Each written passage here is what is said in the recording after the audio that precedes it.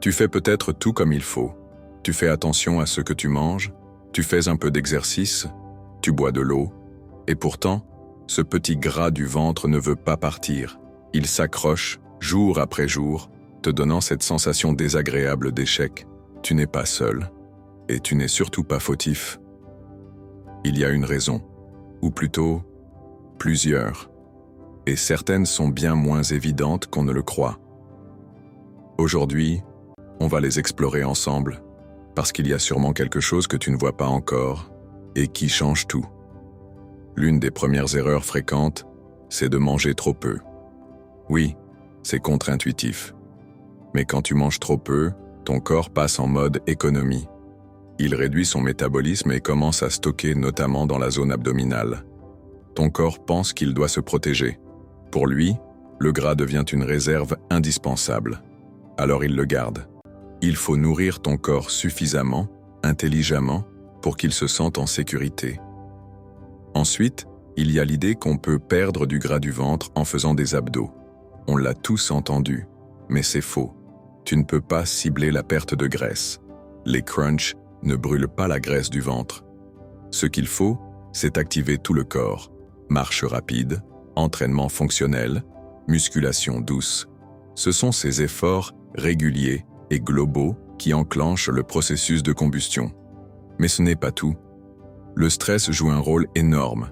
Il augmente le cortisol et le cortisol favorise directement le stockage abdominal. Tu peux manger parfaitement et faire du sport. Si ton corps est sous tension permanente, il n'arrivera pas à lâcher prise. Il faut intégrer des moments de pause, de respiration, de calme. Le yoga, la méditation, ou juste quelques minutes de silence dans la journée peuvent faire la différence. On oublie aussi souvent le sommeil. Dormir moins de 6 heures par nuit déséquilibre ton appétit, te donne envie de sucre et ralentit ta capacité à brûler des graisses. Un bon sommeil, c'est une base. C'est là que ton corps se répare, se régule, élimine. Si tu veux perdre du gras du ventre, dors mieux, dors plus. Et puis il y a ce qu'on mange, évidemment. Les aliments ultra transformés, les sucres cachés, les graisses de mauvaise qualité, tout ça envoie des signaux de stress à ton corps. Il en résulte une inflammation silencieuse qui perturbe ton système digestif, te fait gonfler et favorise le stockage. En misant sur des aliments simples, frais, riches en fibres et bons gras, tu envoies à ton corps le message « Je prends soin de toi ». Et ça, il le comprend. Mais au fond, il y a une autre vérité. Parfois, on fait tout bien, mais on est trop dur avec soi. On s'attend à des résultats rapides.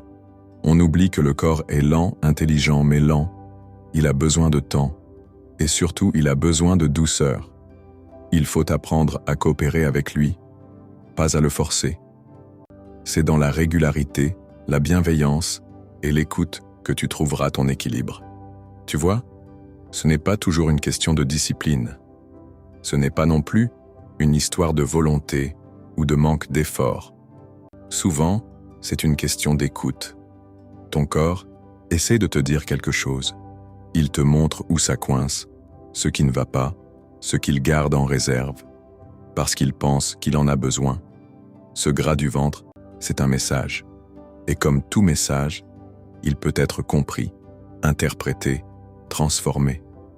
Quand tu commences à changer ton rapport à ton alimentation, à ton rythme, à ton sommeil, tu changes aussi la façon dont ton corps perçoit le monde. Tu n'es plus dans la lutte, tu entres dans une collaboration. Et c'est là que la magie commence. Une chose importante aussi, la comparaison. Regarder les autres sur Instagram, penser que tu devrais aller plus vite, faire mieux, avoir plus de résultats, c'est toxique. Chaque corps est différent. Chaque rythme est différent. Ce qui compte, ce n'est pas de suivre une norme.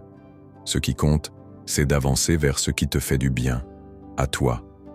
Et parfois, pour avancer, il faut juste accepter de ralentir, de poser les bonnes bases, de faire moins, mais mieux.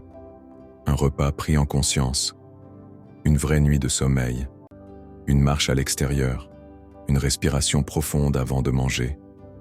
Tout ça, c'est concret, c'est puissant, et ça change la donne. Tu n'as pas besoin d'un programme miracle. Tu as besoin de cohérence, de régularité et de respect envers toi-même. Ce sont ces petites choses, répétées jour après jour, qui finissent par créer des résultats durables. Alors, arrête de te juger, arrête de vouloir tout contrôler et commence à construire avec patience ton équilibre. Ton ventre n'a pas besoin d'être plat à tout prix, il a besoin d'être apaisé. Et maintenant, dis-moi en commentaire ce que tu vas essayer en premier. Et si cette vidéo t'a aidé, pense à t'abonner à NutriVitalité. On avance ensemble, un pas à la fois. Et tu verras. Ces petits pas font toute la différence.